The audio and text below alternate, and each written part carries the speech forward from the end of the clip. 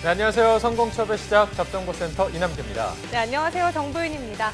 네, 저희가 이게 청년 취업의 현실이 갈수록 힘들고 어려워진다는 소식은 계속해서 전해드려서 알고 계실 테지만 여기에 기업의 갑질 논란의 채용 비리 소식까지 전해지면서 정말 밤낮으로 열심히 준비하고 있는 우리 취준생분들이 더 허탈해하실 것 같은데 그런데 다행히도 이런 취준생들의 마음을 달래줄 희소식이 또 있다고요? 네, 얼마 전에 정부에서 이런 청년 실업난을 해소하기 위해 다각적인 청년 일자리 대책을 발표했는데요. 네. 하지만 워낙 내용이 다양하기도 하고 취준생 여러분이 자소서 쓰기에도 여념이 없는데 그렇죠. 그거를 다 찾아보고 정리하고 할 시간이 없기 때문에 저희가 이 잡정보센터에서 차코치님과 함께 이 공채 소식을 전해드리고 특집 취업인 뉴스도 마련했습니다. 네, 저희가 취업인 뉴스를 특집으로 또 이렇게 준비한 건 처음인 것 같은데 네, 방송 맞아요. 끝까지 꼭 함께 같이 해주시고요.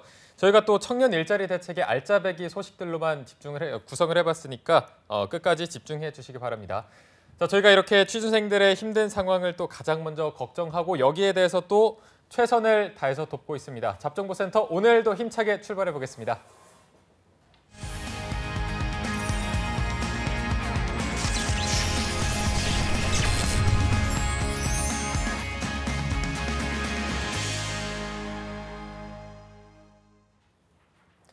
네, 춥고 어둡고 막막한 취준생 여러분들에게 인생의 봄날을 안겨드릴 특집입니다. 자, 봄날은 온다 시즌 2. 자, 어제 이어서 오늘도 SK 상반기 공채 전략을 짚어보는 시간을 저희가 준비해봤는데요. 오늘은 또 취준생들의 합격 전략만을 쏙쏙 뽑아서 알려주는 분을 모셨습니다. 자, 취업계의 뇌생남이라고 되어 있는데 작가님이 또 굉장히 좋아하시나 봐요. 위포트의 차재원 컨설턴트 모셨습니다. 안녕하세요. 안녕하세요. 네, 자 저희가 예. 파더 테레사 이런 별명에 이어서 오늘 취업계의 뇌생남 네. 마음에 드시죠? 예, 이 오프닝 대본은 제가 지금 처음 봐갖고 네. 제가 매 시즌마다 저도 지금 저한테 어울리는 별명이 있고 아닌 게 있는데 저희 부모님은 좋아하실 것 같습니다. 네. 네, 부모님들이 참 좋아하실 것 같아요. 네. 네, 오늘도 이 취준생들의 뇌생남다운 전략을 분명히 전해주실 텐데 네. 어제는 SK그룹이 지난해에 비해서 채용 규모를 늘렸다는 소식을 전해드렸는데요. 어제는 이제 구체적으로 SK텔레콤과 SK브로드밴드 그리고 네트워크스 계열사에 대한 합격 전략을 짚어봤는데 네. 차 코치님은 이번 SK그룹 공채에서 특히 어떤 계열사가 주목이 되시나요? 예, 사실상 SK그룹 공채의 특징인 하이닉스, 이노베이션 그리고 네. 건축공학도 여러분들의 힘이죠. SK건설까지 해서 총 3개의 기업을 준비해봤습니다. 네. 이 중에서 말씀하신 SK 하이닉스, SK 이노베이션, SK 건설 합격 전략을 하나하나 짚어볼 텐데 일단 어느 곳이 채용 규모가 가장 큰지 이 부분도 한번 짚어보죠. 예, 사실 이 영상을 지금 보시는 분들도 익히 아시겠지만 하이닉스가 가장 많은 채용을 하고 있어요. 네. 사실 지난 한 해 동안 3개월에 한 번씩 약 사실상 4차례에 걸쳐 1,200명을 채용을 했거든요. 네. 올해는 그거보다 더 많은 인원이 뽑는다 하니 오. 공채 2번, 상시 채용 사실상 2번 이런 식으로 채용을 하니까 많은 규모라고 할 수 있겠고요. 네. 상시 채용은 안 했지만 공채 때 역시 세 자릿수로 채용을 했던 SK 이노베이션의 6개 계열의 채용도 좀 주목해 봐야겠습니다. SK 건설 같은 경우는 이따 다시 말씀을 드리겠지만 인턴 전형으로 진행이 되고 50명 선으로 채용이 이루어지는 것으로 확인이 되고 있습니다. 그래서 네. 이 3개 곳이 그나마 두루두루 많이 뽑는 기업이다. 이공계분들께 해당되는 기업이다 말씀을 드리겠습니다. 네. 네, 이렇게 SK 하이닉스의 채용 규모가 늘어난 배경은 또 어떤 건가요? 일단 기본적으로 반도체 산업이 호황이 되는 건 기본이고요. 네. 그 밖에 제반되는 여러 각 계열사들이 각 시기별로 굉장히 타이밍을 잘 탔다고 볼 수도 있겠습니다. 석유화학을 담당하는 곳도 그렇고 내수 쪽에 해당되는 텔레콤도 그렇고요. 그리고 IT 관련된 지식이나 소프트웨어 개발이 이루어져야 될 각 계열사마다 특징에 맞게 사업이 잘 되고 있다 보니 아무래도 신규 인력에 대한 수요가 좀 늘어나는 추세가 아무래도 이 신입 공채 때 반영이 되지 않았나 싶습니다. 네, 차쌤께서 말씀해주신 대로 이 SK 하이닉스의 경우에는 반도체 산업이 전반적으로 호황이면서 채용 규모가 늘어나고 우리 지원자분들에게는 훈훈한 소식이 아닐 수가 없는데 네. SK그룹에 있어서는 연봉 얘기를 안 할 수가 없어요. 그쵸. 맞아, 어제도 연봉 얘기를 했었는데 네네. 이 SK텔레콤의 경우에는 연봉 1억, 평균 연봉이 1억에 가깝다는 얘기가 나왔었는데 이 SK그룹 계열사 직원들의 이 신임 초임은 대략 어느 정도 수준인가요? 예, 근데 이제 저도 이제 공식적인 그런 설명의 자료나 현직자분들을 만나면 다들 말씀들이 조금씩 다르시거든요. 아, 그래요? 네. 평균적으로 이제 4천대 중반을 말씀들을 많이 주시는데요. 네. 거기에 뭐 경력 입사하신 분들은 이제 호봉이라는 표현을 쓰면 한 2년 정도의 어떤 레벨을 감안을 해서 좀 연에 뭐 얼마 정도 더 해서 받는 그런 구조가 돼 있고요. 그거를 여러분들이 아셔야 될 게 연봉이 4천대 중반이면 그거를 또 12로 바로 나누시는 착한 생각을 하시는 분들이 계신데 사실 그게 세 전 아니겠습니까? 네. 세보면 거기서 또 몇백을 빼고 또 그걸 또 12분의 1로 나누다 보면 또 이제 기본적으로 나가는 것들이 있다 보니 실수령액으로 접근을 한다면 무난한 대기업 최상의 수준이 아닐까 싶습니다. 네. 다른 기업 같은 경우에는 예. 이거보다 거의 다 적은 경우가 대부분인가요? 그렇죠. 적은 어. 경우가 많고요. 갑자기 눈물이 나려는데 그런 시기네요. 힘내시고요, 여러분들. 네. 알겠습니다. 일단 뭐 굉장히 새 전에서 4천만 원 중반 되면은 굉장히 정말 좋은 기업이다 이렇게 말씀드릴 수 있을 것 같습니다.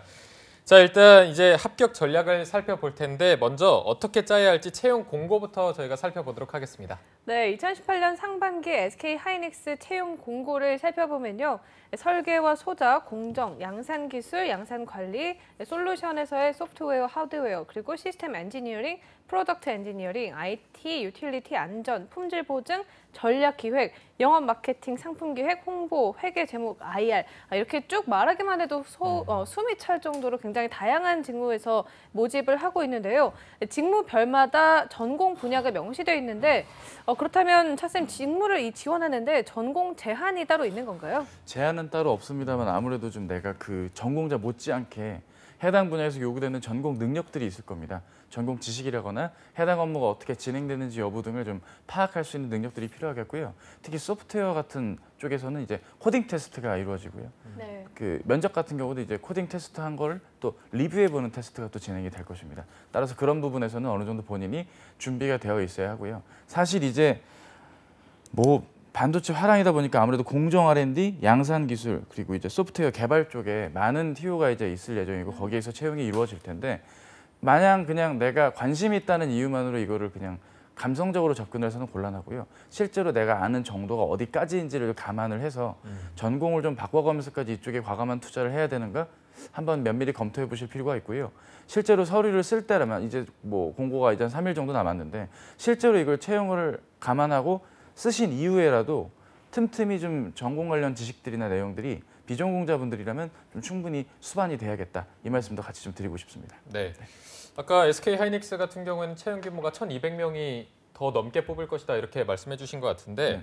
그렇다 보니까 이공계열 지원자들이 굉장히 눈독을 들이고 지원을 할 것 같습니다. 그렇다면 SK 하이닉스에서 가장 많은 경쟁자들이 몰리는 직무가 있을 테고 아니면 조금 상대적으로 경쟁률이 낮은 직무가 있을 텐데 한번 비교를 해주시죠. 근데 사실 제가 이제 이 부분을 오늘 준비를 하면서 가만히 생각을 해본 게 네. 이 회사 같은 경우는 경쟁률은 사실상 의미가 없을 것 같고요. 뽑는 규모가 어느냐에 따라 그 들어갈 수 있는 문의 어떤 규모에 따라 좀 차이가 네. 있을 것 같습니다. 따라서 양산기술, 공정 이쪽 부분이 이제 세 자릿수의 채용이 있을 것이고 네. 솔루션 개발 부분이 이제 두 자릿수로서 나올 것입니다. 약 400명 선으로 채용이 된다 가정을 했을 때 사실상 양산기술 공정 쪽에 약 200여 명이 채용이 있을 것이고 그 밖의 직무들에서 조금씩 나눠서 채용이 이루어지지 않을까 싶은 상태인데요. 네. 결국 기본적으로 전국의 지원자가 굉장히 많기 때문에 네. 수백 대 1인 걸 감안을 한다면 경쟁률은 뽑는 TO에 따라 또 상이하게 지원을 하시는 것도 있기 때문에 그런 점을 감안을 해야겠습니다. 네.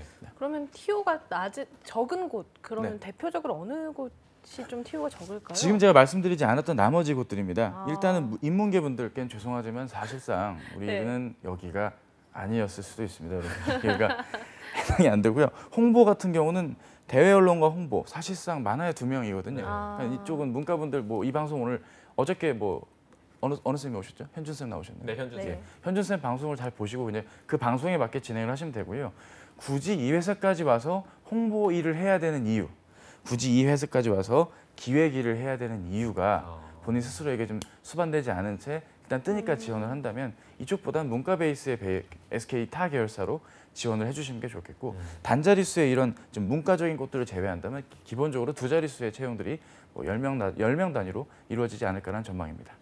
네, 차쌤께서 이 TO가 많은 곳과 적은 곳을 차례로 소개를 해주셨는데 그러면 각 직무마다 어떤 학과 출신 지원자가 좀 유리할까요? 일단은 관련해서 양산기술 쪽도 그렇고 전체적으로 전자과 그리고 전기과 그리고 화공과 분들도 일단 기본적으로 해당이 될 것이고요. 소프트웨어 개발은 당연히 소프트웨어 개발에 대한 이슈가 해당이 될 수 있는 정보통신과나 소프트웨어와 관련된 공학도 분들, IT자 들어간 전공자분들이 많이 해당이 되시겠죠. 근데 이제 문제는 누가 유리하다 불리하다의 여부는 사실 이 회사 같은 경우는 내일 뭐 조민호 선생님이나 다른 전문가분들이 나오시겠지만 자기소개서가 타사랑 달리 철저하게 자신의 경험을 기반으로서 내용들이 이루어지다 보니까 네. 본인이 공부했던 이력, 본인이 참여했던 프로젝트에 대한 얘기를 그냥 평소 생활처럼 아무렇지도 않게 그냥 기재를 하실 소지가 크세요. 실제로 프로젝트에 참여했다, 몇 명이 했다, 이런 주제로 했다, 이 주제가 어려웠다, 지식을 봤다, 자료 찾아봤다, 관계가 틀어졌다, 문제 원인 파악했다. 이제 굉장히 많은 그 라임으로 라이어를 하실 소지가 있는데 일목요연하게 내가 공부를 할 때 어느 정도의 목적성을 가졌고 해당 문항에 맞게 내 얘기를 정리하는 습관들이 오히려 더 필요하시기 때문에 뭐 제가 오늘 자기소개서를 다루는 건 아니지만 해당 전공자임에도 불구하고 글이 문항의 요구됨에 맞게 정리가 안 돼 있다면 굉장히 불리할 소지의 결말을 맞이하실 수도 있겠다 말씀을 좀 드리고 싶어요. 특히 이 IT, 소프트웨어, 컴퓨터 공학도 분들께는 특히 좀 부탁을 좀 드리고 싶습니다. 네, 뭐 일단 목적성을 가지고 써라 이렇게 말씀해 주신 것 같은데 네.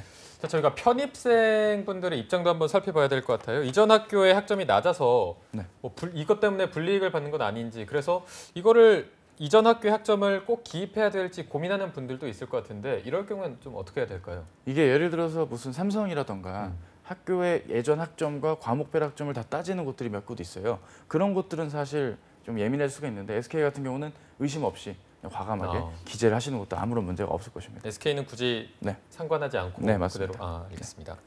네, 아까 차쌤께서도 말씀해 주셨지만 사실 SK 하이닉스 같은 경우에는 대부분 모집하는 직무 분야가 이공계 쪽에 맞춰져 있다 보니까 아무래도 인문계생들은 좀 티오도 적고 지원을 하기가 좀 꺼려질 수도 있는데 그래도 이제 뽑긴 뽑으니까 네. 만약에 인문계생이 지원을 한다면 어느 직무에 지원하는 게 좋을까요? 네, 당연히 그나마 많이 뽑히는 게 영업 마케팅 쪽이겠죠. 네. 이쪽에서 채용이 이루어질 것이고 관련 현직자분의 인터뷰 내용만 보더라도 다 이공계생들만 뽑는 기술 영업은 아니거든요.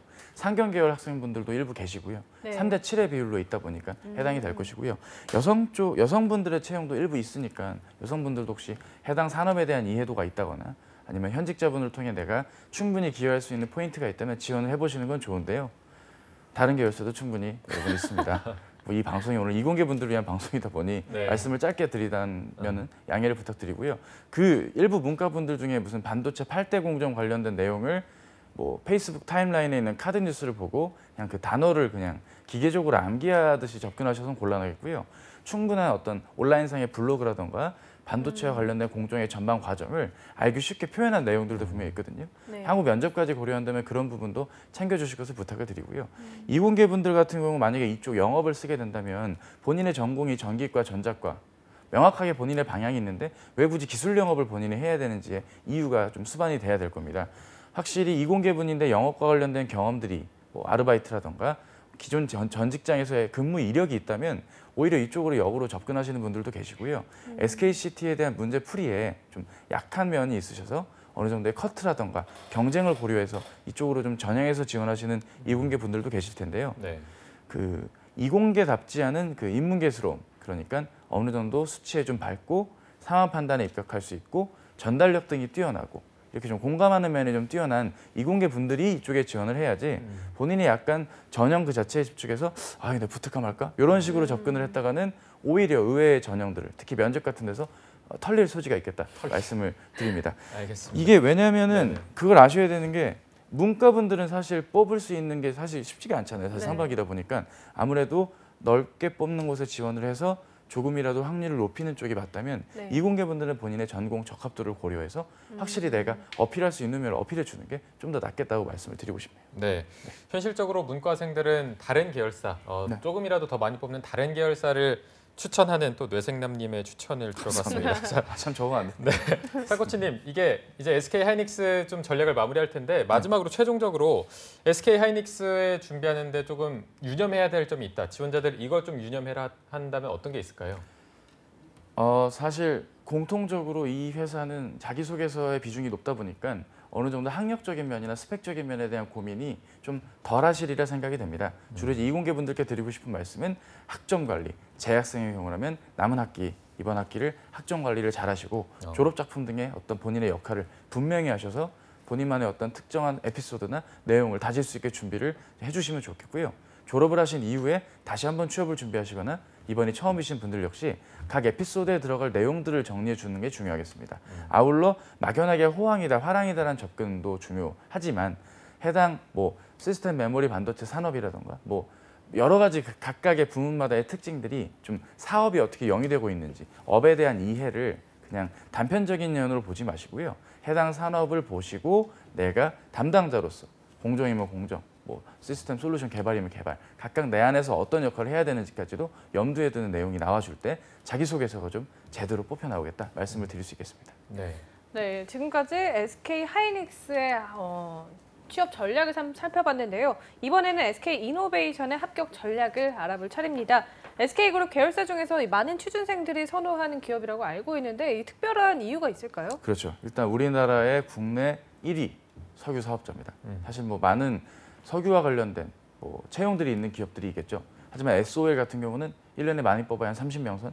현대 오일뱅크도 그렇게 많은 채용이 이루어지진 않습니다. 네. 하지만 이 회사는 비록 6개 계열로 나눴지만 국내 1위 석유 사업자로서 확실히 국내에서 그 사업의 영위가 공고히 하고 있기 때문에 정기적으로 채용이 이루어지고 있다 할 수 있겠고요. 다른 계열에 할 수 있는 에너지 사업, 자원 개발과 투자를 이어가는 좀 해외로 뻗어나가는 기업들이 그 계열 안에서 SK 이노베이션 계열 안에 있다고 할 수 있겠습니다. 확실히 SK 하면 내수 기업이다라는 이미지를 많이 가지시는 편일 텐데 네. 해외로 뻗어나가고 세계 속에서 실적을 거두어내는 글로벌 기업임을 말씀을 드리고 싶습니다. 네. 국내에서도 입지가 굉장히 탄탄하고 국외에서도 가능성이 굉장히 많기 때문에 많은 분들이 지원할 것 같은데 그럼 SK 이노베이션의 합격 전략을 보기 전에 먼저 채용 공고부터 살펴보도록 하겠습니다. 네, 2018년 상반기 SK 이노베이션 계열 모집 부문은 SK 이노베이션에서는 엔지니어와 연구개발을, SK 에너지에서는 비즈니스와 엔지니어 지원자를 모집합니다. 또 SK 종합화학, SK 루브리컨츠, SK 트레이딩 인터내셔널에서는 비즈니스 직무 지원자를 모집하고 있는데 비즈니스 직무는 전공 무관이고요. 엔지니어 연구개발 직무는 요구 조건에 부합하는 전공 분야의 지원자를 모집하고 있습니다. 네, 저희가 5개 계열사로 이루어져 있는 것을 확인해 봤습니다. SK 이노베이션이 있고 SK 에너지, SK 종합화학, SK 루브리컨츠, SK 트레이딩 인터내셔널 이렇게 5개 계열사로 돼 있는데 일단 각 계열사마다 어떤 일을 하고 있는지 한번 정리를 좀 해주시죠. 네, 일단 각 계열마다 기본적으로 뭐 윤활유, 석유, 배터리, 뭐 정보 전자 소재 등을 다루고 있는 게 각각의 부문마다 나뉘고 있고요. 아무래도 기술이 국내에는 없는, 하지만 세계에서 뭐 몇 번째. 이를테면 배터리 같은 경우는 RIBS라는 소재를 세계 3번째로 생산 기술을 독자적으로 개발을 했던 그런 면모들이 있습니다. 네. 단순히 기술을 개발하는 데서 그치지 않고 이를 사업화하고 추진하는 데 어느 정도의 입장이 있다고 할 수 있겠고요. 각 계열사마다 사업이 화랑이 이어지고 있기 때문에 채용에 있어서 하이닉스 다음으로 이공계 분들에 대한 많은 채용이 이루어지고 있다는 게 특징이라 할 수 있겠습니다. 네.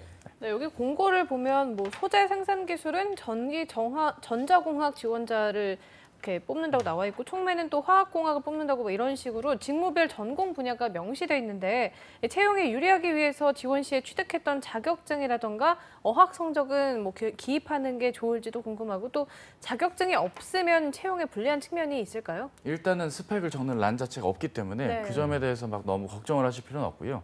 다만 면접 전형 이유를 고려했을 때는 영어를 되게 잘하셔야 돼요. 실제로 계열사 중에 종합화학이라던가 네. 루브리컨츠 같은 경우는 중국 부문 사업이 화랑이기 때문에 네. 중국어 역량이 일정 수준 이상이 되셔야 됩니다. 오. 비즈니스 중국어가 구사가 가능해야 되는 거죠. 따라서 관련된 이공학도가 네. 어학적인 면의 강점이 있어야만 해당 업에서 필요로 하는 업무 공유라던가 관련된 분야에 대한 어떤 뭐 해외 출장도 많을 것이니까 그런 부분에 대한 대비가 일정 부분 있어야겠습니다. 네.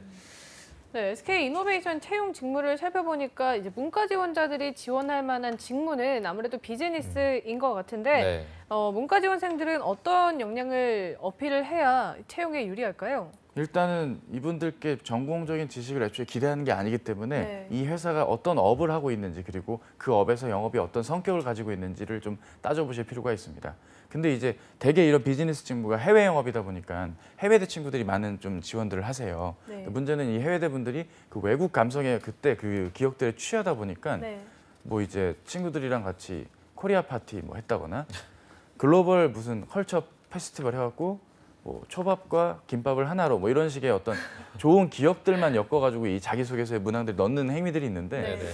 그런 내용을 적어서는 안 되고요. 기본적으로 이 비즈니스 업무의 성격을 좀 이해해 보실 필요가 있겠습니다. 일단은 당연히 내 카운터 거래선이 기술적인 면에 대한 이해도가 있고 업에 대한 만족도나 내용들이 확실하게 좀 다져진 상태에서 영업이란 거라고 회사의 재화나 서비스를 공급을 해야 되기 때문에 관련 분야에 대한 내용의 깊이가 일정 부분 수반이 돼야겠고요. 그럼 그 일을 수행하는 데서 필요하려면 기본적으로 어떤 현상이나 내용을 파악하는 기본적인 어떤 이해도나 통찰력적인 면들 그리고 폭넓은 시야로 사고를 하고 문제가 발생했을 때 좀 종합적인 관점으로 바라볼 수 있는 그런 자신의 면모들에 맞는 면접 답변이나 자기소개서 내용이 수반이 되어야겠고요. 그렇기 때문에 역설적으로 뭐 이공계 분들이야 내가 공부했던 내용을 그대로 정리만 하면 되지만 인문계 분들은 본인이 해왔던 이력을 나열해 놓고 확실히 내가 어느 면에서 어필하면 좋을지를 나의 어떤 면으로서 이 해당 분야에서 영업이 적합한지를 파악해보는 노력도 필요하겠습니다. 네.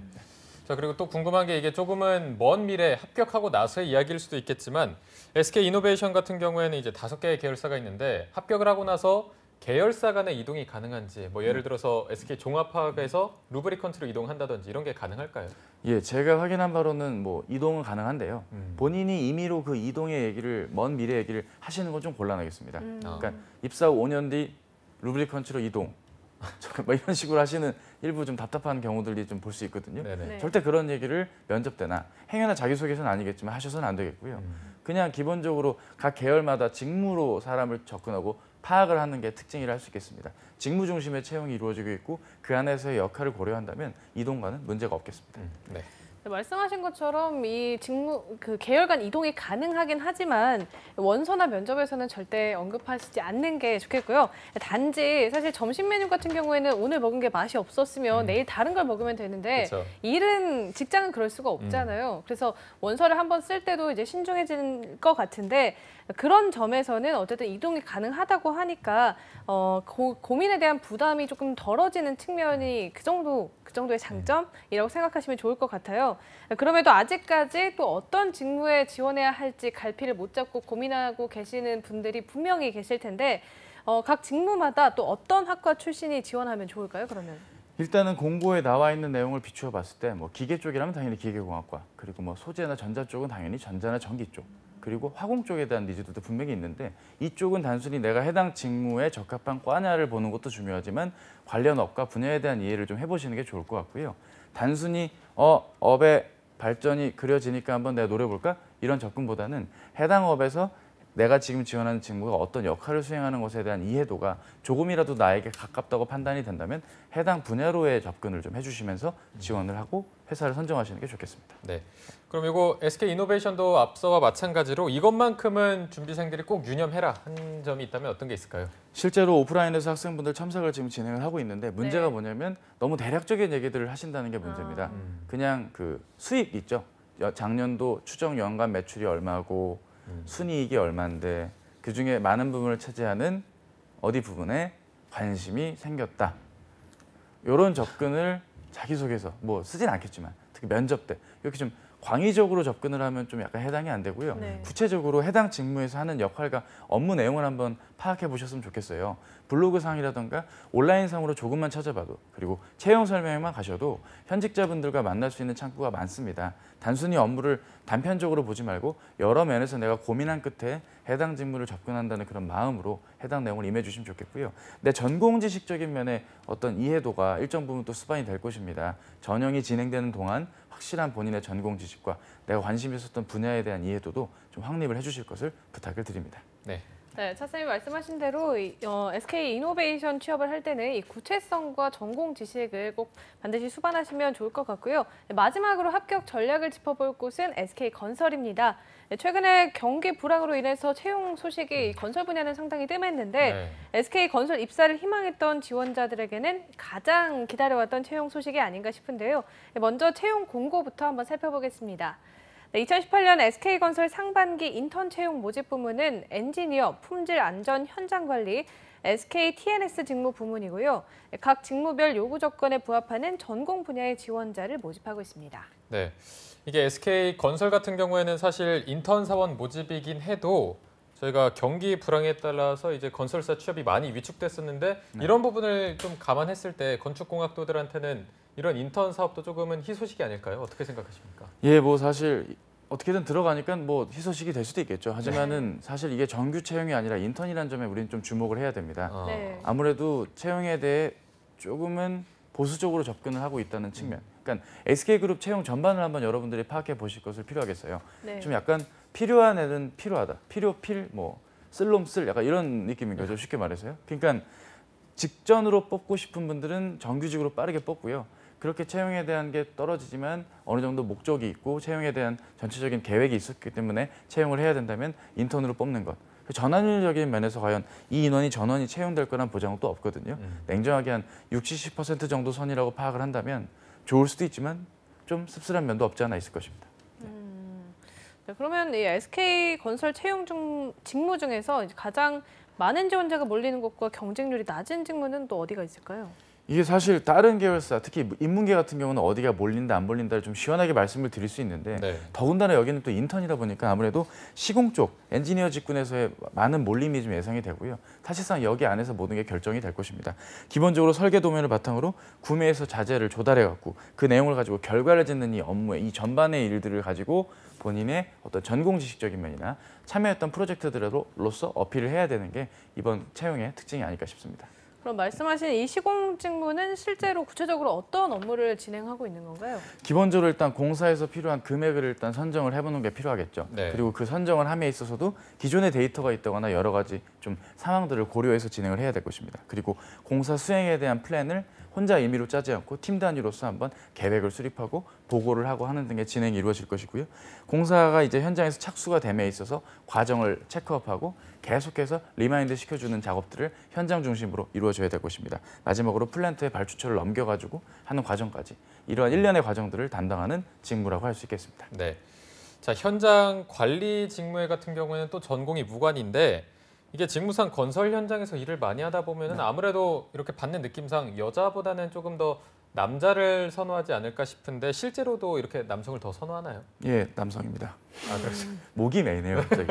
근데 그걸 아셔야 되는 게 네. 되게 이런 건설사들에서 채용과 관련된 그런 홍보 글들이나 인터뷰들을 보면 대부분이 이제 여성분들이 나오세요. 네. 여러분 다들 남성만 뽑을 줄 알았죠?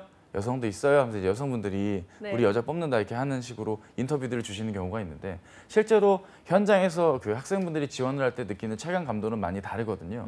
아무래도 실제 면접을 다녀온 그 학생분들 같은 경우 SK 건설급의 규모라고 한다면 일정 부분의 여성 채용이 있겠지만 그 밑에 일반 건설 시공사들 같은 경우는 좀 사실상 거의 없다고 보시는 게 맞을 만큼 현장 안에서의 여성 취업에 대한 내용은 좀 인색한 편입니다.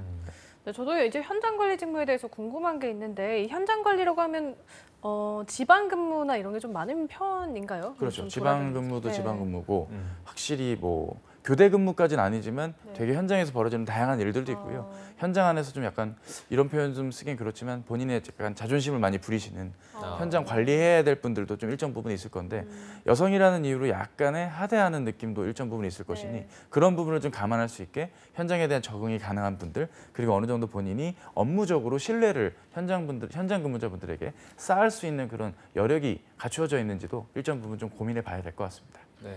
네, 확실히 어떤 측면에서는 여성보다 남성을 선호하는 이 기업의 입장도 일정 부분 이해가 되는 측면이 있는데 그렇다면 이 건설 분야에서도 여성 지원자에게 유리한 직무가 있다면 또 어디가 조금이나마 유리할까요? 예, 사실 일반적인 건설사 채용이라고 한다면 기본적으로 이제 주택, 영업 이쪽으로 지원을 하는 게 맞겠죠. 하지만 네. 지금 이번 SK건설의 경우라면 지금 공고를 보시면 엔지니어나 품질 안전, 현장 관리 정도가 주를 이루는 상태입니다. 따라서 이 현장 관리 쪽의 TO가 이번 SK건설 인턴 공채에만 해당이 될 것 같고요. 또 그 안에서 남자분들과의 대결이 있다 보니 사실 여성분들 그리고 문과분들의 취업이 조금은 어려울 수도 있는 게 특징이라 할 수 있겠습니다. 네. 조금만 더 그리고- 기다리시면 건설사 채용이 또 일부 있을 예정이니까요. 네네. 물론 좀 시공 순위에서는 좀 밀리는 회사들이 있을 수도 있습니다. 그쪽에 한번 노려보시는 것도 일정 부분 필요하겠죠.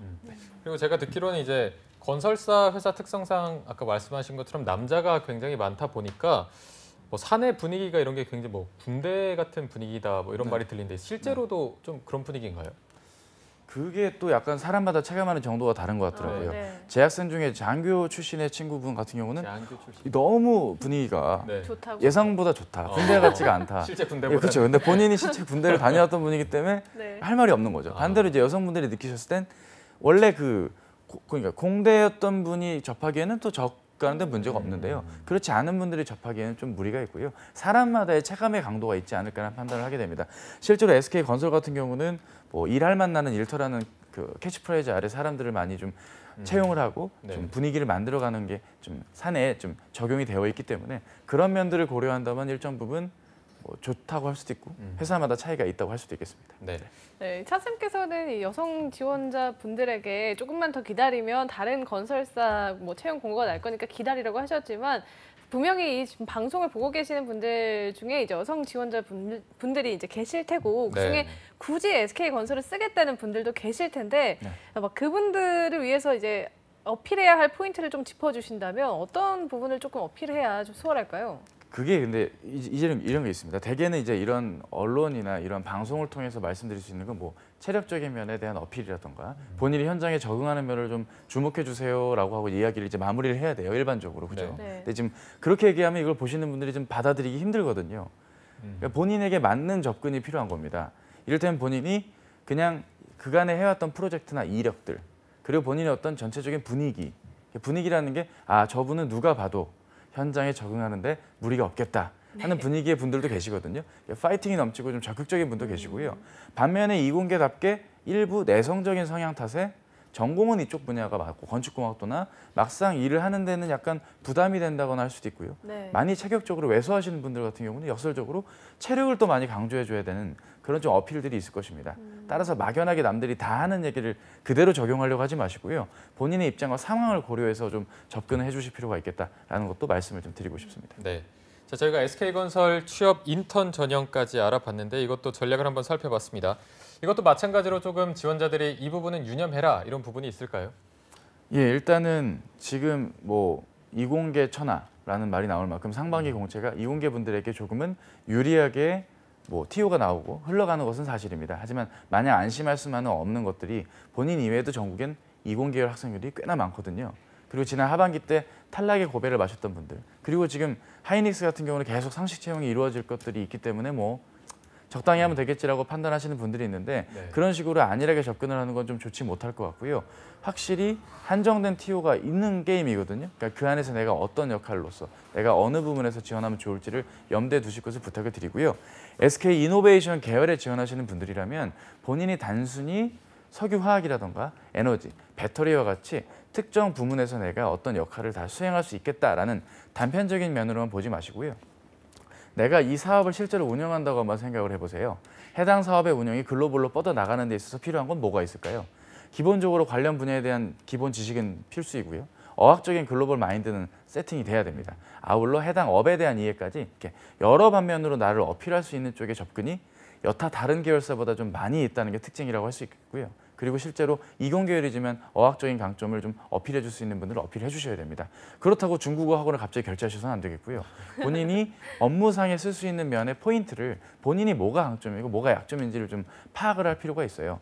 이공계열 분들 같은 경우는 약간 그 간극이 심하신 분들이 있거든요. 네. 그러니까 취업에 대한 준비를 안 했더라도 평소에 약간 논리적이고 합리적으로 본인의 강력점을 놓고 지원을 하는 분이 있는 반면에 여태 그냥 세워라 내워라 치이면서 사시다가 갑자기 취업을 해야 돼갖고 어느 면이 나의 강점이고 어떤 프로젝트가 내가 알려야 되는지를 모르시는 분들도 계시거든요.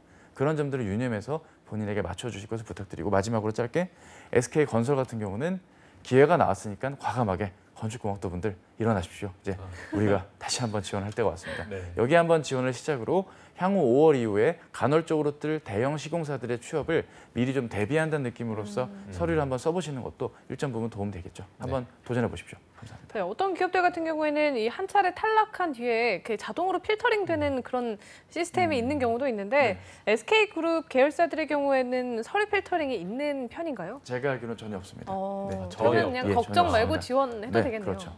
뭐 계속 되는 대로. 물론 되는 대로는 안 되겠죠. 한 3번 정도. 만약에 했는데 또 3번 했는데 안 되면 이게 좀 아닌 건 아니겠습니까? 그렇지 않겠습니까? 근데 분명한 건 여기가 기본적으로 지원 동기, 성장 과정 이렇게 쓰는 회사가 아니고요. 네. 명확한 SK의 수펙스 인재에 해당되는 기준에 맞게 문항들이 나와 있고 그 인재상에 맞는 얘기, 거기에 업, 직무 이런 여러 면면들에서 사람을 어필해야 되기 때문에 본인이 좀 다각도로 본인을 파악했다면 좋은 결과로 이어지지 않을까 싶습니다. 네. 뭐 필터링 없으니까 마음껏 지원하셔도 될 것 같고요. 저희가 짧게 마지막으로 신의 한 수 한마디만 들어볼게요. 네. 지금 3월 오늘 20일이죠. 네. 열흘밖에 안 남은 3월. 지난 3월은 어떻습니까, 여러분? 특히 이공계분들. 의외로 지원 많이 안 했죠. 굉장히 많이 허탈하실 거예요. 네. 현대차 그룹 끝나고 지금 뭐 삼성 오늘 이제 마감이고 이제 남은 건 여기 하나. 이런 식으로 좀 약간 안일하게 접근을 하셨다면 아직 늦지 않았으니까요. 남은 3월 동안 SK그룹 각 계열사마다 본인의 전공의 특색을 살려서 지원하신다면 좋은 결과가 있으리라 생각이 됩니다. 네, 오늘 파이팅 네, 알겠습니다. 네, 오늘 도움 말씀 주신 위포트의 차재원 컨설턴트님이었습니다. 고맙습니다. 고맙습니다. 네, 잡정보센터 1부에서 준비한 소식은 여기까지고요. 잠시 후 2부에서는요. 김하윤 캐스터와 함께하는 전국 각지의 생생한 채용 소식을 알아보는 일자리 방방곡곡이 준비되어 있고요. 네, 또 취준생들을 위한 발빠른 소식 전해드리는 취업인 뉴스에서 오늘은 특별히 청년 일자리 대책에 대한 자세한 내용을 전해드릴 예정입니다. 네, 어디 가지 마시고요. 채널 고정!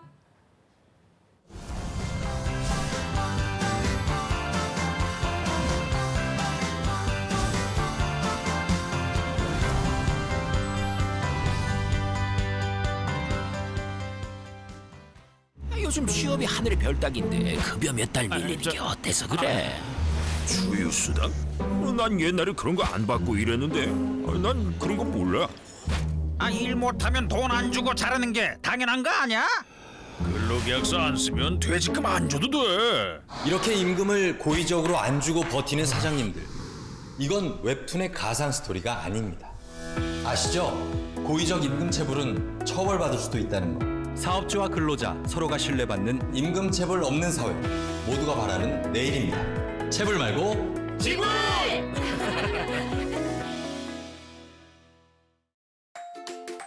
기회를 나누면 더 큰 기회가, 열정을 나누면 더 큰 열정이, 가능성을 나누면 더 큰 가능성이, 함께 일하는 희망 공식, 우리의 미래를 더하는 일입니다. 한국 직업 방송을 보면 취업이 보입니다.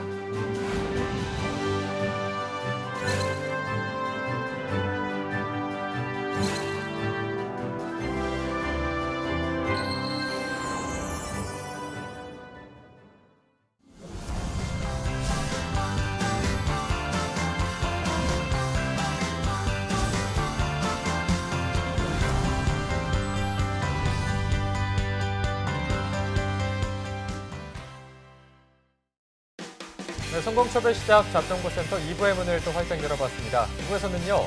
전국 각지의 생생한 채용 소식을 알아보는 일자리 방방곡곡이 준비되어 있고요. 네, 또 1부에 이어서 차코치님과 함께하는 청년 일자리 정책 특집 취업인 뉴스도 준비되어 있습니다. 먼저 일자리 방방곡곡부터 만나보시죠.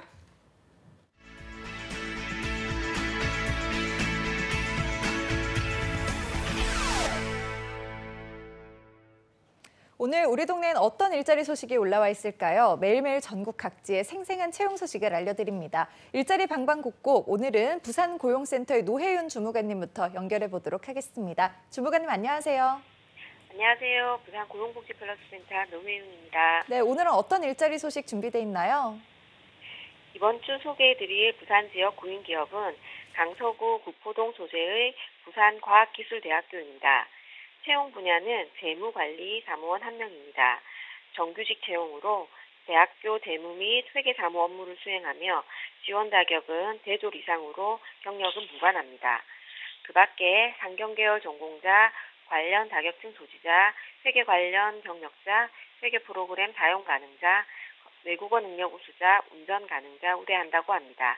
주 5일 근무로 급여는 연 2,400만 원 이상이며 경력자는 면접 시 급여 협의 가능합니다.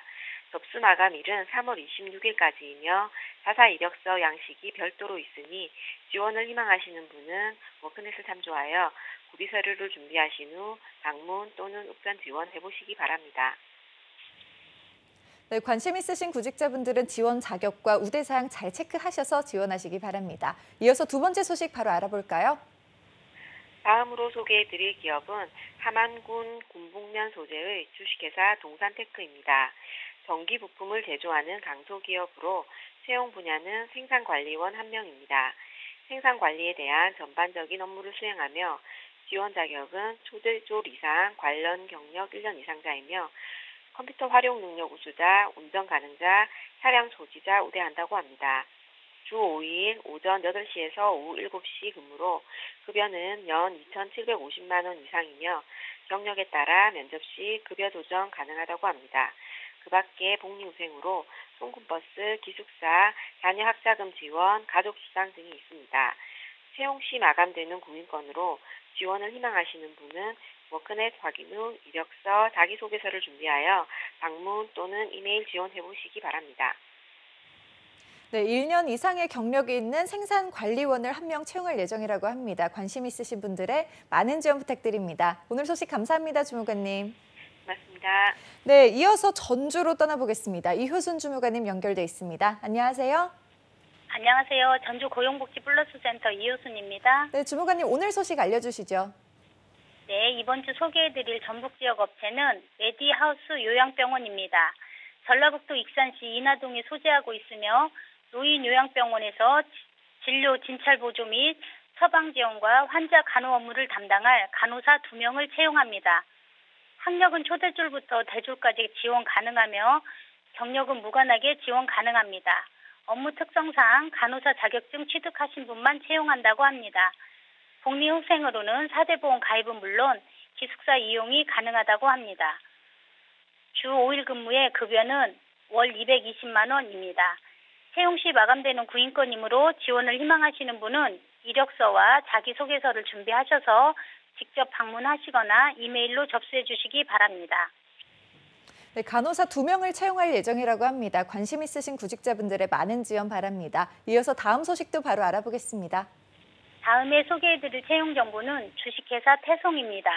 전라북도 김제시 오정동에 소재하고 있으며 도시락 및 식사용 조리식품 제조업체에서 식품회사 생산관리 업무 및 기계 조작 업무를 수행할 식품 가공기계 조작원 2명을 채용합니다. 학력, 경력 모두 무관하게 지원 가능하며 통근 차량을 이용할 수 있다고 합니다. 주 6일 근무에 근무 시간은 오전 8시부터 오후 7시까지로 급여는 연봉 3천만 원에서 3,500만 원 이상입니다. 채용 시 마감되는 구인권이므로 지원을 희망하시는 분은 이력서를 준비하셔서 회사에 직접 방문하시거나 이메일로 접수해 주시기 바랍니다. 네, 학력과 경력이 모두 무관한 채용권입니다. 관심 있으신 분들은 빠른 지원하시기 바랍니다. 오늘 소식 감사합니다, 주무관님. 네, 감사합니다. 네, 일자리 방방곡곡 경남과 전주 지역의 채용 정보 살펴봤습니다. 세계연금을 포함한 여유자금 약 4조 원 내외에서 편성할 계획에 있고요. 국채 발행 없이 정부가 빚을 더 내는 것도 아니고 재정 건전성을 해치지 않는 범위 내에서 정부는 일자리와 취업시장 진입 청년의 격차가 절정에 이를 향후 3, 4년간 이들 대책으로 20만 명을 추가 고용해 청년 실업률을 8%대로 낮출 계획입니다.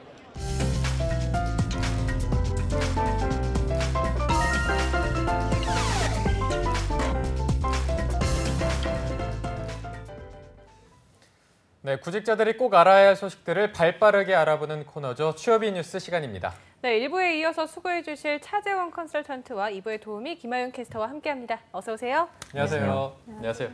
처음 보시죠? 아니요, 자주 보고 있습니다. 실제로 방송을 같이 한 적이 있나요? 네. 정말요? 저희는 훨씬 오래됐어요. 정말 제가 온 지 얼마 안 돼갖고 아, 인사시키려고 했더니 제가 아이고. 좋습니다, 분위기. 바로 알아보겠습니다. 자, 지난주 금요일이었습니다. 민망하네요. 네. 청년 실업난 완화를 위한 적극적인 정책 수단을 마련하기 위해서 정부가 또 청년 일자리 대책을 마련했는데 이걸 또 저희가 가만히 두고 볼 수는 없죠. 네, 그렇습니다. 정부 차원에서 기업과 청년에게 직접 인센티브를 제공하고 청년들이 취업 과정에서 느끼는 다양한 경제적 부담과 또 제도적 인프라를 늘려서 청년들의 일자리를 창출하겠다는 의지를 불태운 만큼 네. 어떤 정책들이 있는지 자세히 살펴봐야 또 우리 취준생분들이 그 혜택을 받을 수가 있겠죠. 네, 그 혜택이 또 굉장히 많은데 뭐 알려고 해서 뉴스를 봤더니 뉴스는 조금 어려운 것 같고 머리가 많이 아프실 것 같은데 오늘 저희가 2부에서 김하연 캐스터와 차재현 컨설턴트가 또 정보를 거의 떠먹여주는 식으로 쉽게 풀어서 전해준다고 하니까 꼭 집중해 주시고요. 자, 일단 알짜배기를 김하연 캐스터가 소개해 주실 것 같은데 어떤 소식인가요? 네, 이번에 청년 일자리를 늘리기 위해 발표된 다양한 분야의 청년 지원 정책. 첫 번째는 청년 신규 채용 확대된다는 소식입니다. 네, 이번 청년 일자리 대책의 핵심은 당연히 일자리라고 할 수 있을 텐데요. 네. 일자리를 늘리기 위한 기업 지원 혜택이 확대됐습니다. 중소, 중견기업의 경우 청년들을 신규로 채용할 경우 연봉의 3분의 1 수준을 지원할 예정인데요. 기존의 지원금은 중소기업에 한해서 3년간 2천만 원만 지원했던 반면에 이번엔 지원 대상이 중견기업까지 확대됐고 지원금도 3년간 2,700만 원으로 확대됐다고 합니다. 네, 상당히 많은 부분을 지원을 해주는 것 같은데 이 지원 조건도 바뀌었다고 들었어요. 어떻게 바뀌었나요? 네, 지원 조건은 또 많이 완화가 됐습니다. 네. 30명 미만 기업은 1명 고용부터 지원하고요. 그리고 30명에서 100명 미만 기업은 2명부터 지원하고 100명 이상의 경우 중소, 중견기업은 3명 고용부터 지원이 됩니다. 업종도 성장 유망 업종에서 전체 업종으로 확대됨에 따라서 많은 기업들이 혜택을 받을 것으로 예상되기 때문에 그만큼 일자리 수요도 늘어날 것으로 보입니다. 네, 말씀하신 것처럼 혜택은 늘어난 데 비해서 지원 조건이 많이 완화가 되다 보니까 기업 입장에서는 또 나쁠 게 없네요. 네, 심지어 청년을 1명 신규로 고용할 경우 기업들의 세금 감면 기간을 연장해주던 이 고용 증대 세제도 확대됐습니다. 기존에 청년 1명을 신규로 고용할 경우 중소, 중견기업은 2년, 그리고 대기업은 1년간 세제 혜택이 있었는데요.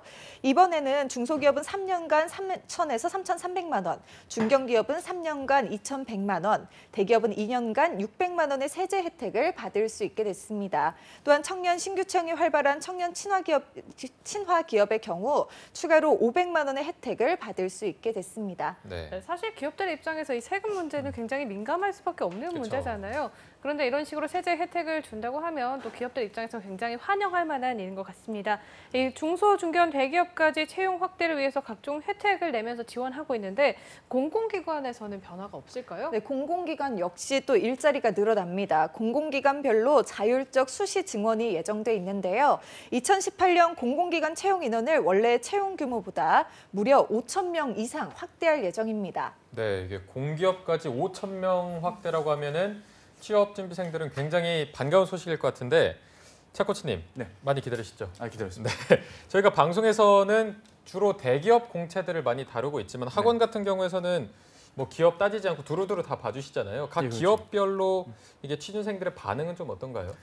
근데 이제 그게 실제로 필드에서 학생분들을 만나다 보면 네. 이런 정부의 어떤 발표나 시책이 분명 적용이 돼야줘야 하는데 왜 나한테는 넘어오지 않나라는 좀 약간 아쉬움이 분명히 있을 겁니다. 왜냐하면 구직자분들도 조금만 더 찾아보고 조금만 더 알아본다면 지원할 수 있는 기관과 내용들이 굉장히 많은 편인데 네. 그런 걸 좀 놓친 채 그냥 유명한 곳들, 이름이 있는 곳들에 대한 약간 메모리 되어서 특히 공공기관 취업이 좀 그런 편이거든요.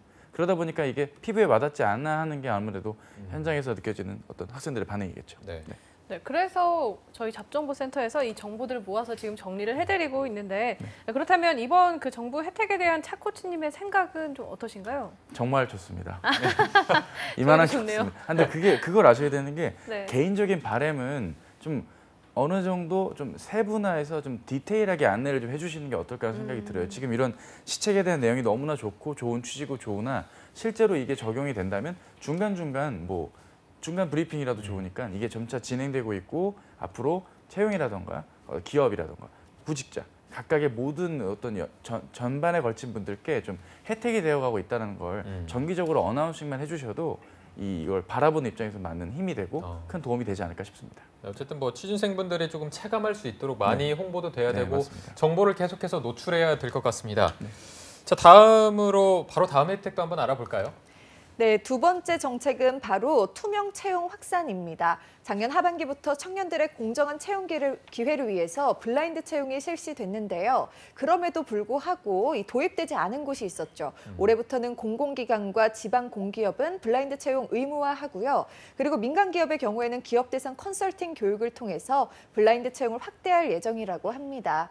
네, 또한 채용 공고를 작성할 때 선발 기준 정보와 평가 기준표 등을 공개해서 채용 과정이 더욱 투명해질 예정인데요. 올해 하반기부터는 공공기관에서 필기 전형을 볼 경우 선발 결과와 점수를 응시자들에게 알려줘서 채용 비리를 없앨 예정입니다. 네, 사실 블라인드 채용이 적용되면서 저희 잡정보센터에서도 이 블라인드 채용에 대해서 다룬 적이 있거든요. 그런데 이 차 코치님은 이 블라인드 채용에 대해서는 어떤 견해를 가지고 계시죠? 네, 뭐 견해가 어떠냐를 말씀을 주실 때 일단 드는 생각은 당연히 좋겠다라고 말씀을 드릴 텐데 역으로 또 블라인드 채용 때문에 힘겨워하는 분들도 계시거든요. 스펙적인 면이나 내용적인 면에서 준비를 어느 정도 탄탄히 정말 이제 전형에 입각한 스펙을 대비한 분들은 또 약간 좀 억울하다 뭐 이런 반응들을 주시는 게 있는데 그만큼 변질되어 갔던 채용의 어떤 방향을 잡아줬던 취지만큼은 뭐 스펙을 준비했든 안 했건 다 한번 고려해봐야 될 부분이기 때문에 긍정적으로 좀 바라봐야 되지 않을까 싶습니다. 네, 알겠습니다. 다음으로 바로 세 번째 정책 한번 알아보죠.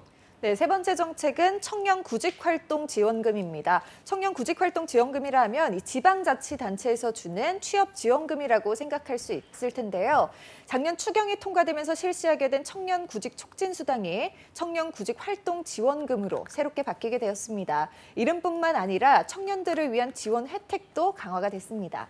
네, 이름도 바뀌고 또 강화도 됐다고 하는데 기존 지원 혜택과는 어떤 차이점이 있을까요? 네, 기존의 청년구직 촉진수당의 경우 취업 성공 패키지의 3단계 참여자에게만 지원이 됐고요. 지원 대상이 한정적이라는 단점이 있었습니다. 하지만 이번 혜택은 모든 청년들이 공정한 취업 준비를 할 수 있도록 지원 대상이 훨씬 확대됐습니다.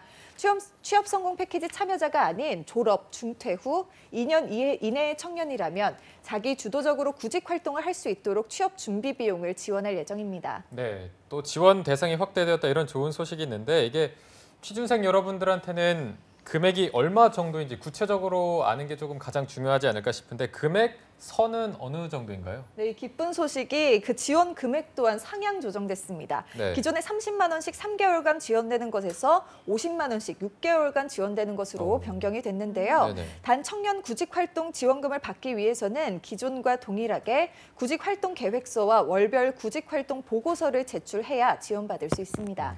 네, 지원금이 사실 용돈처럼 받는 게 아니라 이 목적성을 가지고 받는 거잖아요. 그렇기 때문에 뭐 이력서 제출이나 스터디 등 뭐 구직활동 계획서와 보고서를 제출한다는 게 부담스러울 수도 있지만 꼭 필요한 부분이겠죠. 네, 그렇죠. 뭐 어떤 구직자분들께서는 또 이 지원 절차가 까다롭다고 생각할 수도 있을 것 같은데요. 월별 구직활동 보고서에는 입사 지원서 제출, 면접, 교육 훈련, 개인적 취업 준비 등을 폭넓게 인정하고 있어서 많은 지원자들이 청년 구직활동 지원금을 받을 수 있을 것으로 예상됩니다. 네, 차 코치님 이게 저희도 뭐 취업 준비할 때 그랬지만 이 돈이 없는 학생들이 비용 문제 때문에 굉장히 스트레스 받는 경우가 많거든요. 실제로 학생들을 만나봤을 때 이 스트레스가 어느 정도인가요? 뭐 별의별 일들이 다 있죠. 뭐 표현이 좀 그렇지만 무료특강을 저는 좀 자주 하는 편이거든요. 아무래도 좀 양질의 정보를 제공한다는 취지로 접근을 하니까 이제 무료특강이 마치고 나면 학생분들이 오셔가지고 막 혹시 무료로 컨설팅이 가능하냐 이런 걸 주시는 경우들이 있을 만큼 체감하는 분들이 굉장히 큰 점이 있고요. 그렇기 때문에라도 이런 제도가 있으면 아무래도 도움이 되겠죠. 하지만 이런 제도가 있다는 걸 잘 모르다 보니까 아무래도 아까도 말씀드린 바와 같이 홍보가 좀 많이 이루어진다면 좀 많은 혜택을 많은 구직자분들이 누리지 않을까 생각을 하게 됩니다. 네, 이번에는 네 번째 지원 대책도 한번 살펴보도록 하겠습니다. 네, 네 번째 지원 정책은요. 바로 청년 내일 채용 공제입니다. 중소 중견기업을 다니는 청년들에게 장기 근속할 수 있도록 해주며 목돈을 마련할 수 있게 도와주던 청년 내일 채용 공제가 이번 청년 일자리 대책을 통해서 청년들에게 실질적인 도움이 될 수 있도록 한 번 더 확대될 예정입니다. 기존의 청년 내일 채용 공제의 경우 정규직으로 취업 후 2년간 근무하면서 공제금을 납부할 경우 2년 후 1,600만 원으로 돌려받을 수 있게 했던 제도인데요. 이번 청년 일자리 대책에서 청년 내일 채용 공제의 유형이 두 가지가 더 추가가 됐습니다. 네, 유형이 두 가지가 더 추가됐다고 하셨는데 어떤 유형들이 더 추가가 된 건가요? 네, 먼저 기존의 청년 내일 채용 공제보다 1년 늘어난 3년형 청년 내일 채용 공제가 신설됐는데요. 3년형 청년 내일 채용 공제의 지원 자격은 2년형과 동일하고요. 그리고 신규 입사자는 2년형과 3년형 중에 선택을 할 수 있습니다. 3년형 청년 내일 채용 공제의 경우 청년이 100만 원, 기업이 600만 원, 정부가 1,800만 원을 모아서 3년 후에 3천만 원으로 돌려받을 수가 있습니다. 네. 게다가 기존 중소 중견기업 재직자를 위한 5년형 내일 채용 공제 제도도 신설됐는데요. 5년형 청년 내일 채용 공제의 경우 청년이 720만 원, 기업이 1,500만 원, 정부가 720만 원을 모아서 약 3천만 원으로 돌려받을 수 있습니다. 네, 말씀해 주신 거 외에도 취준생 여러분이 참고하면 좋을 점들 더 있을까요? 네, 물론 있습니다. 청년 내일 채용 공제의 가입 조건도 완화됐는데요. 기존에는 정규직으로 전환 후 30일 이내에 신청을 했었어야 했지만 이제부터는 90일 이내에 신청하는 것으로 바뀌었고요. 가입 후 3개월 이내에 퇴사할 경우 재가입할 수 있는 기회도 한 번 더 생겼습니다. 또 청년의 의사와 무관하게 중도 해지된 경우 청년 내일 채용 공제를 다시 가입할 수 있도록 변경됐다고 하니까요. 참고하시기 바랍니다. 네. 김하영 캐스터가 정말 쉬지 않고 4번째 정책까지 힘들게 읽어주셨는데 자 거의 다 왔습니다. 벌써 5번째인데 5번째도 다양한 혜택이 계속될 것 같은데 어떤 소식들이 있나요? 네, 그렇죠. 5번째는 청년 소득세 감면입니다. 중소기업에 취업하는 청년의 소득 형성을 위해서 소득세 면제가 확대됩니다. 기존의 청년 소득세 감면의 경우 3년간 약 70%의 소득세 감면이 취해졌었는데요. 이번 일자리 대책으로 인해서 중소기업에 취업하는 청년이 15세에서 34살일 경우에 5년간 소득세 100%가 면제된다고 합니다. 네, 그렇군요. 지원 혜택이 또 말씀해 주신 거 외에도 더 있는 건가요? 네, 이 외에도 전월세 보증금 대출과 교통비 지원이 취준생 여러분들을 기다리고 있는데요. 중소기업에 취업한 청년이라면 전월세 보증금을 최대 3,500만 원까지 저금리로 이제 대출을 해주고요. 교통 여건이 열악한 산업단지에 재직 중인 중소기업 취업 청년에게는 매월 교통비 10만 원까지도 또 지원이 된다고 합니다. 네, 처음 취업을 준비하는 데 있어서 이 대책들이 굉장히 도움이 될 것 같은데요. 지금까지 정부에서 마련한 청년 일자리 대책에 대해서 알아봤는데 차코치님께서 이 대책에 대해서 한 말씀 해주신다면 어떤 게 있을까요? 일단은 좀 저도 사실 놀란 게 굉장히 많은 제공과 또 도움들을 드리고 있음을 확인할 수 있고요. 구직자분들께서 조금만 더 찾아보시고 정부를 믿으신다면 좋은 혜택을 누릴 수 있다는 점에서는 큰 힘이 될 것 같습니다. 네.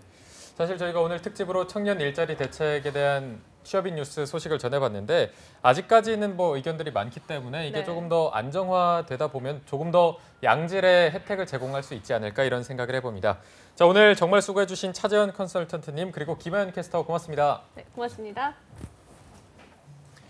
자, 내일도 SK 상반기 공채 합격을 위한 자소서 전략을 짚어드리는 봄날은 온다 시즌2가 이어집니다. 내일 방송도 기대 많이 해주시고요. 저희는 내일 오전 10시에 다시 웃는 모습으로 찾아뵙겠습니다. 시청해주신 여러분 고맙습니다. 고맙습니다.